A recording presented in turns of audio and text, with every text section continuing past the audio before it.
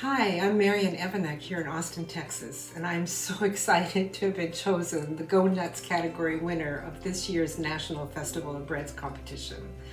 This is my first year entering, so I am just so grateful to Kansas Wheat Commission, all the judges, the co-sponsors, and anyone who had a hand in selecting my recipe, the Mocha Coffee Pecan Babka, as the winner this year. Thank you so much. I am so grateful and so honored. There are 4 parts to this recipe. There's the dough, the filling, the topping, and the orange blade.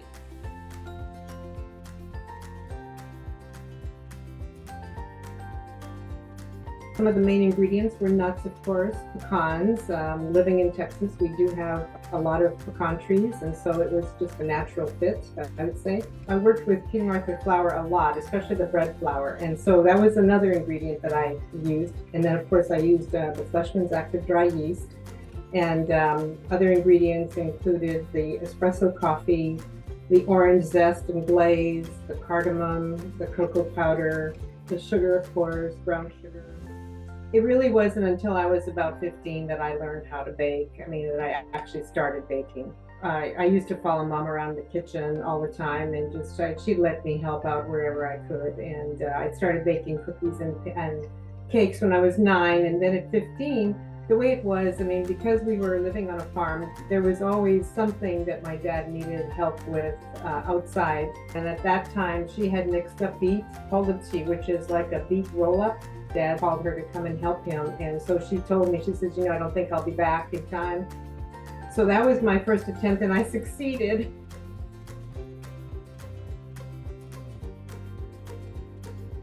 I'd say, first of all, don't be afraid of baking with yeast.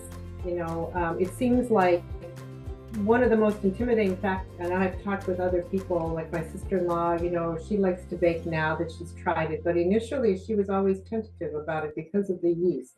So I was always afraid that it would, she'd kill it or do something to it, and it's really fussy.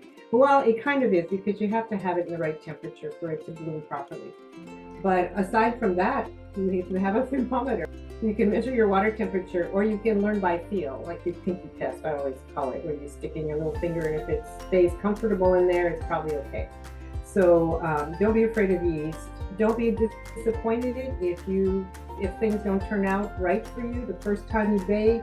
Chances are it's going to be just fine. It maybe doesn't meet your expectations the first time or two. That's okay. Just don't be discouraged by that, because you'll develop your sixth sense, so to speak, of bread baking, and practice makes perfect. Sometimes people are afraid of baking bread because it takes so much time. Well, in my experience, it seems that you've got chunks of time where you're busy with it, but otherwise there's plenty of room in between and around it where you can actually do other things. You've got your prep, you make your dough, that maybe takes 20 or 30 minutes, and then you let it rise for an hour and a half, and you can do something during that time. And then you punch it down, you make it out, and then you let it rise again, So there's those breaks in time where it's not as daunting as what it seems, and it can be a lot of fun, I think, in my experience. So give it a try.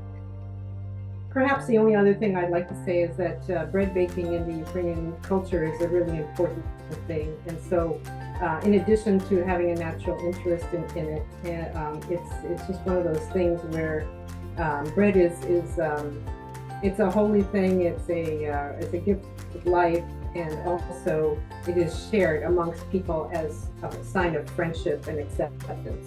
And so one of the things that actually just kind of came upon me was when Ukraine was invaded. I'm originally from a small town in rural Saskatchewan, Canada, by the name of Kenora. My grandparents, both sets of my grandparents immigrated from Ukraine, so I'm of 100% Ukrainian descent. There was a company in Kyiv, they're called Good Bread, and they're a bakery, and what they do is they bake bread, and they hire people with handicaps, and they hire them to help them in the bakery. And then what the bakery does is they actually deliver this bread free of charge to people who have been trapped in their homes, to the military, to people in hospitals. It's all just given away free so that they can have something to eat.